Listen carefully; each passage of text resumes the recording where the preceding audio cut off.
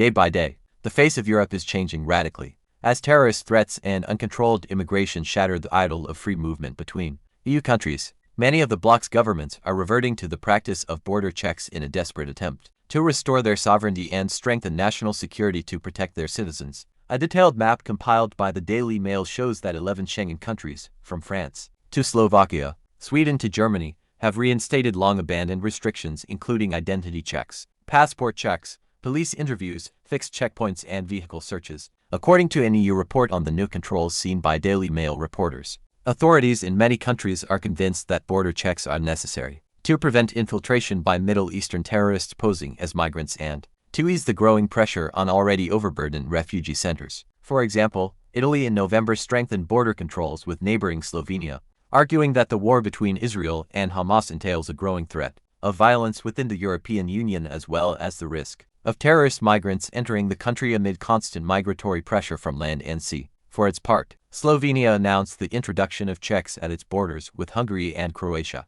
saying it faced the same problems as Italy, as well as threats to public order and internal security. The border restrictions contravene the terms of the Schengen Agreement, which was adopted more than 30 years ago and which then allowed free movement of travelers between France, Germany, Belgium, the Netherlands and Luxembourg. Last year, 1/3 of asylum seekers, refugees and irregular migrants successfully entered the European Union through its external borders, and then, taking advantage of Schengen rules, they were able to move freely within the bloc, as they saw fit. The Daily Mail tracks migrants both on arrival in the EU and in their onward movements. This summer it caught the eye of Tunisians who took just 4 days to travel by bus and train from the island of Sicily across Italy to Dunkirk in northern France, where they paid illegal carriers to ferry them by boat to the UK. While we await the UK Supreme Court's ruling on whether the government's proposed scheme to send illegal migrants to Rwanda is legal, due to be announced on Wednesday, Germany last week announced its own plans in the spirit of the British scheme, which will allow it to speed up the processing of asylum applications as well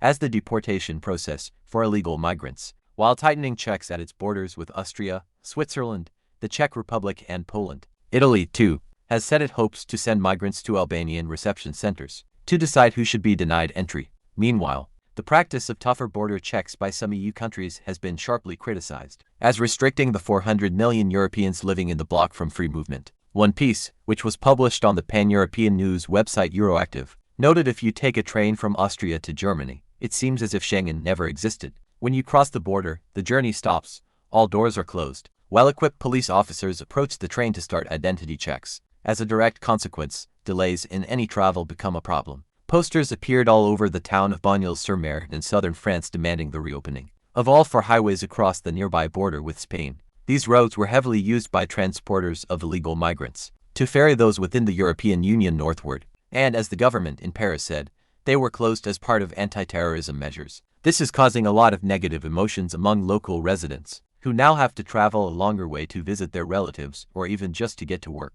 Earlier in November, migration expert Alberto Horst Neidhardt of the Center for European Policy Studies in Brussels warned that the tightening of borders demonstrates the fragility of the Schengen zone. Thanks to Schengen, he said, huge numbers of migrants arriving in southern Europe move freely across the continent, arriving in countries such as Germany, where asylum applications have soared. 250,000 applications were made last year. Germany's ruling coalition, which includes the pro-migration Greens, sounded the alarm after reading police figures showing that 20,000 illegal migrants entered the country in September alone. Between January and the end of August, 119 illegals entered the country. German authorities predict that the number of illegal migrants who will arrive in the country this year will be the highest since 2016, when then-Chancellor Angela Merkel agreed to accept Syrians fleeing the civil war at home. That her move effectively opened Europe's doors to all comers. German President Frank-Walter Steinmeier said the current scale of the migrant influx was a tipping point as the burden of providing shelter, food and benefits for immigrants from the Balkans,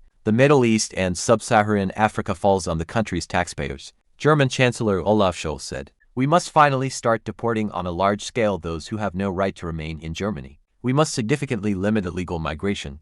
They must leave our country." In France, which has reintroduced identity checks at all its borders with other EU countries, Interior Minister Gerald Darmanin said French citizens are waiting for solutions in a Europe that is surrounded by unstable countries. When we talk about controlling immigration, we are talking about our sovereignty. We decide for ourselves who we want to accept and who we want to separate from. Denmark, which has now introduced checks at its land and sea borders with Germany, said it faces a serious threat to internal security from terrorists, organized crime and illegal migration. It said it may soon extend those checks to air passengers arriving from other European Union countries. Sweden has warned that it has implemented the checks at all its borders with EU countries because of Islamic terrorism and the serious threat to national security it poses. Croatian Prime Minister Andrej Plenković backed tougher checks on borders between European countries, saying, "The European Union is surrounded by many very serious crises, bigger than at any time in the last 30 years. We are dealing with Putin's military campaign in Ukraine, the Hamas attack on Israel,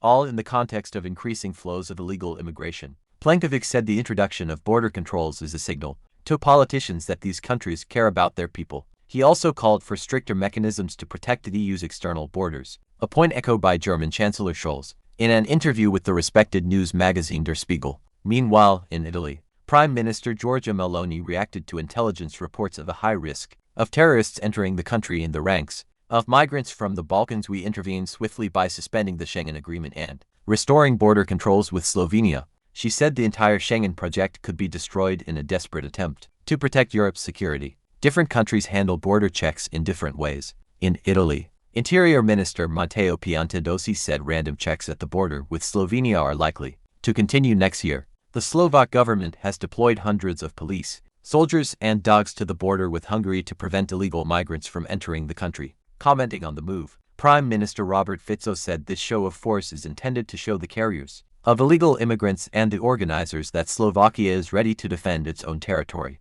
Meanwhile, the BBC reported that in Germany's Saxony last week, armed police officers stopped cars on a highway leading from Poland to keep out illegal immigrants and transporters. Hungary, which strongly opposes the entry of migrants, says the tightened border controls were prompted by the European Union's failure to curb mass illegal immigration into the bloc's countries, which it says jeopardizes the security of individual countries. Hungarian Foreign Minister Peter Szijjártó was very clear: if Brussels does not change its migration policy, we may end up where we don't want to be, in an era of Europe divided into parts by old borders. The Schengen Borders Code states that border controls and checks should be a measure of last resort to be used only in the face of a serious threat to a country's security. It seems that today, countries across Europe, no matter how fervently they have defended the principle of free movement within the bloc in the past, feel that this frightening moment has arrived.